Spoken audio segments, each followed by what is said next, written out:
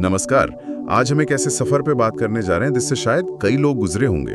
Breakup के बाद खुद को संभालने का और मरहम लगाने का सफर। हाँ, और ये बहुत नाजुक वक्त होता है। हमारे पास कुछ विचार हैं एक दस्तावेज से ब्रेकअप के बाद खुद को कैसे हील करें। ये कुछ रोशनी डालता है इस मुश्किल रास्ते पर। बिल्कुल। और ये दस्तावेज एक बहुत ही जरूरी सवाल पूछता है शुरू में ही कि क्या ब्रेकअप का दर्द सिर्फ एक वक्ती भावनात्मक चोट है, हाँ, या फिर ये किसी गहरे घाव जैसा है, कोई ट्रॉमा जो शायद हमारे आने वाले फैसलों पर भी असर डालता है। ये दिलचस्प है क्योंकि अक्सर हम सुनते हैं टाइम हील्स एवरीथिंग, मतलब वक्त सब ठीक कर देता है। वही तो, पर ये सोच सवाल उठाता है कि क्या वाकई ऐसा होता है। मतलब अगर हम उस दर्द की जड़ तक पहुंचे ही नहीं, उसे समझे ही नहीं। सही कहा। अक्सर दर्द को शायद कम आंका जाता है ना। ये दस्तावेज कहता है कि ये सिर्फ उदासी नहीं बल्कि एक गहरा भावनात्मक आघात हो सकता है। बिल्कुल। और ये गहरा असर ये सिर्फ यादें नहीं है, ये एक तरह का अनदेखा कंपास बन सकता है जो हमें अनजाने में फिर उन्हीं पैटर्न या रिश्तों की तरफ ले जाए जिनसे हम शायद बचना चाहते हैं। अच्छा, मतलब हमारे व्यवहार को, हमारी पसंद को ये चुपके से कंट्रोल कर सकता है बिना हमारे जाने। हाँ बिल्कुल, एहसास भी नहीं होता। बात सिर्फ दुख महसूस करने से कहीं ज्यादा गहरी हो सकती है। तो फिर वो आम धारणा की वक्त के साथ सब भर जाएगा, ये दस्तावेज उसे चुनौती दे रहा है। हाँ, एक तरह से ये कहता है कि सिर्फ वक्त गुजरने देना शायद काफी नहीं।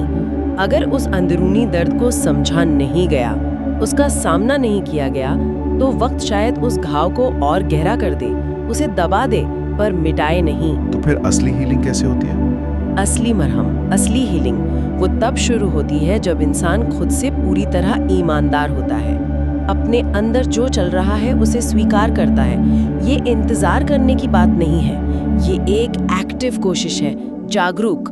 और ये कोशिश आसान नहीं होती होगी, जाहिर है। दस्तावेज में लिखा है ये मेसी है, उलझा हुआ, दर्दनाक और कभी-कभी अकेलापन भी महसूस होता है। हाँ बिल्कुल, इसमें अपनी कमजोरियों को, अपनी वल्नरेबिलिटी को कबूल करना शामिल है। और शायद इसी कबूलियत में ताकत है। सही कहा। और अपनी भावनाओं को, चाहे वो दुख हो, गुस्सा हो, पछतावा या उलझन, उन्हें नजरअंदाज करने के बजाय उन्हें समझने की कोशिश करना, ये हीलिंग का एक बहुत जरूरी हिस्सा है। ये खुद को माफ करने और आगे बढ़ने की तरफ पहला कदम हो सकता है। यहीं से शायद वो हिम्मत आती है कि हम अपनी कहानी को एक नई नजर से देख सकें। बिल्कुल। तो ये एक तरह से खुद का आईना देखने जैसा है जिसमें शायद अपनी गलतियां भी नजर आएं। लेकिन क्या ये खुद की कीमत पहचानने का जरिया भी बनता है फिर? निश्चित रूप से। जब हम अपनी सच्चाइयों का सामना करते हैं, अपनी कमियों का, अपनी खूबियों का, तो हमें अपनी असली कीमत का अंदाजा होता है, सेल्फ वर्थ जिसे कहते हैं। अच्छा। और इस समझ से एक अंदरूनी ताकत मिलती है। दस्तावेज के मुताबिक यही ताकत हमें उन पुराने, शायद जहरीले चक्रों से बाहर निकलने में मदद करती है और एक सच्ची आज़ादी का एहसास कराती है। ये वो आज़ादी है जो बाहरी चीज़ों पर निर्भर नहीं करती।